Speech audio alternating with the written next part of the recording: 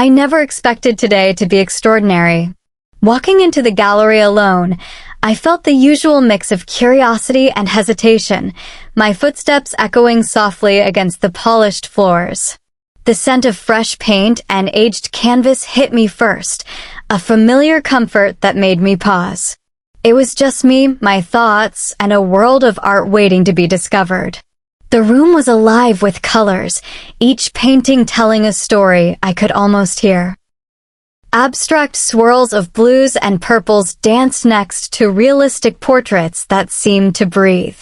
I wandered aimlessly, letting my eyes follow shapes and shades, losing myself in the quiet hum of creativity. The world outside, the noise, the rush, the routine, seemed to fade into nothing. Then I saw her. She wasn't part of any painting, she was a painting herself. Standing in front of a canvas, her focus absolute, her brush moving with a rhythm that mesmerized me. Her hair fell in soft waves, catching the light in a way that made every color around her brighter. I froze for a moment, unsure if I was witnessing art or life imitating it.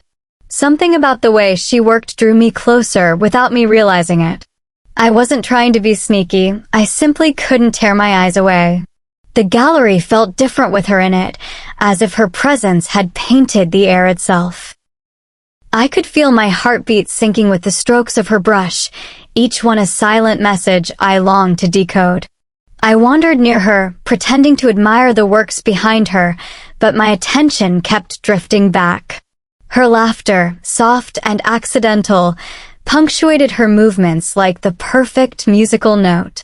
And then our eyes met, just for a second, but it felt like a spark igniting something I didn't even know I was searching for. That's when I realized.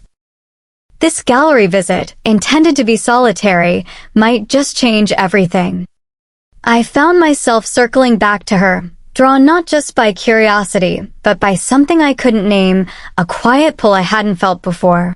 She was completely absorbed in her work, and yet the way the light fell across her face made it impossible not to notice every detail. Every now and then, she'd pause, tilt her head, and study her canvas with a thoughtful frown that made her seem even more alive, more real. I couldn't resist any longer. I stepped closer, pretending to examine a nearby painting, but really, I was trying to catch glimpses of her expression. That's when I noticed it, the way her eyes lit up whenever she smiled, the slight tilt of her hand when she held the brush, the delicate way she moved between chaos and precision. I realized that I was falling into her rhythm, my heart following hers without permission. Then, unexpectedly, she looked up and met my gaze. There was no awkwardness, no hesitation. Just a moment of recognition, as if the gallery itself had paused to acknowledge us. And then she smiled. A small, knowing smile, soft but full of warmth. My stomach fluttered. My solitary visit had suddenly become a shared experience, one that felt intimate, even though we hadn't spoken a word. I wanted to say something, anything, but my voice felt trapped, swallowed by the enormity of the moment.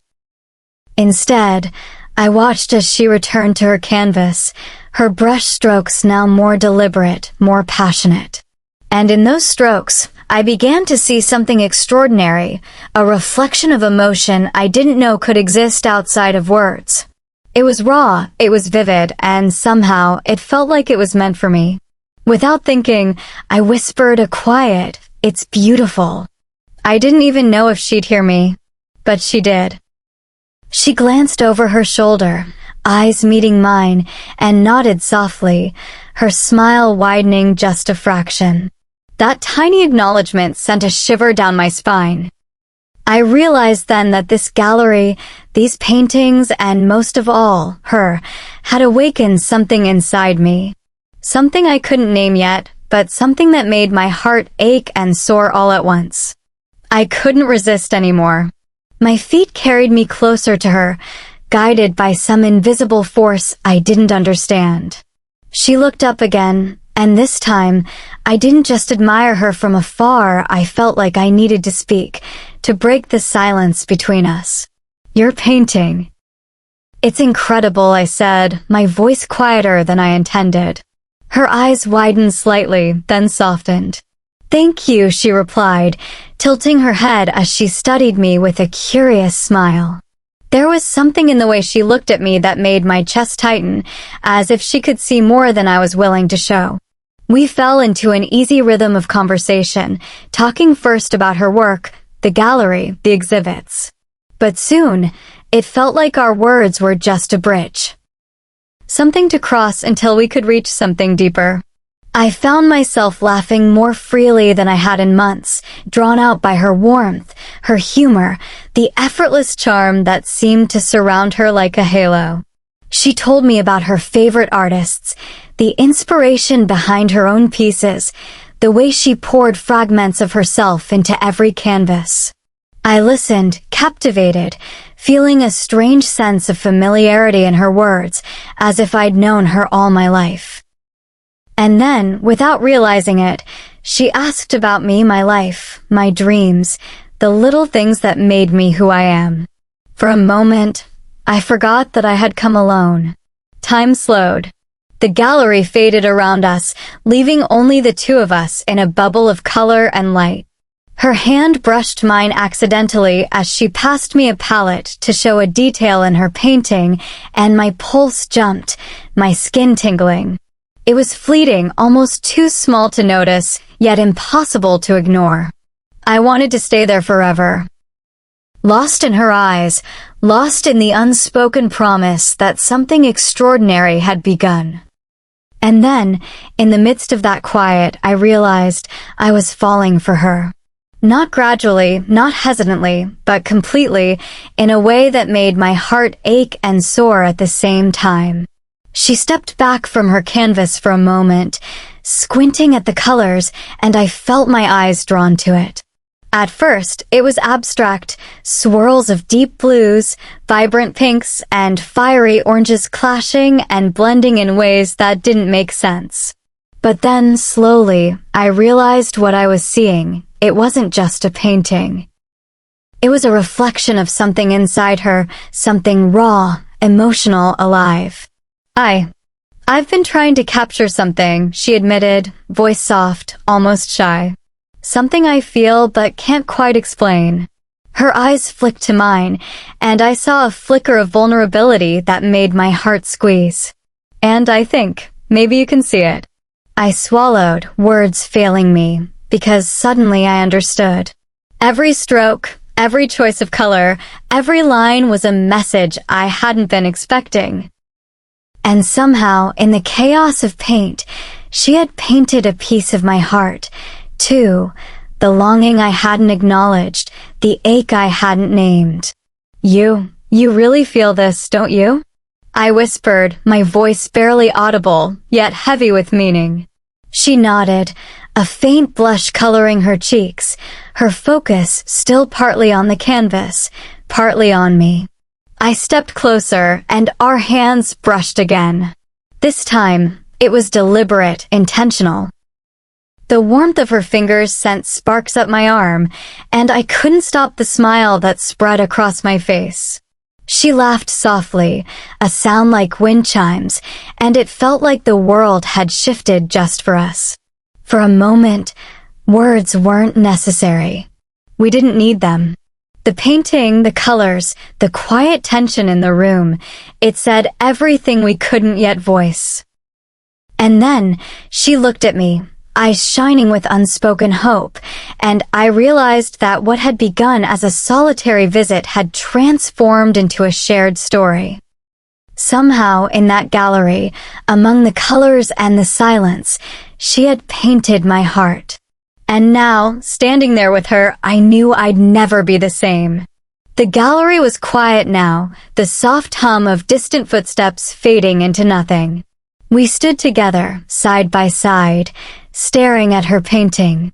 I could feel the electricity in the air, the kind that doesn't need words, that hangs between two people who have finally found each other. She turned toward me, and for the first time, it felt like she was seeing me completely, every thought, every fear, every longing laid bare in her gaze. My breath caught when she smiled, a slow, knowing smile that made my heart skip. "You know," she said softly, "I've never painted someone before. Not like this." She stepped closer, and the warmth of her presence wrapped around me. But I think I've been waiting too. I didn't need to respond. My hand found hers, fingers intertwining naturally, as if they had always belonged together. And in that simple touch, I understood that something had shifted, something irrevocable, something beautiful. We laughed quietly, sharing little secrets and small confessions, the kind you only share when trust and attraction mix perfectly. She told me about the first painting she ever created, how nervous she'd been, how her hands had trembled. I told her about my love for art, my solitary gallery visits, and how I'd never expected to meet someone who could change everything in a single glance. And then, in the middle of the gallery, surrounded by colors that now seemed to glow brighter, she leaned in. Not too close, just enough for me to feel the warmth of her breath, the softness of her presence. "I'm glad you came today," she whispered. "I'm glad too," I replied, my voice trembling with truth. We didn't need to say more. The world outside could wait. Here, in this moment, we had discovered something extraordinary, something that would linger long after we left the gallery.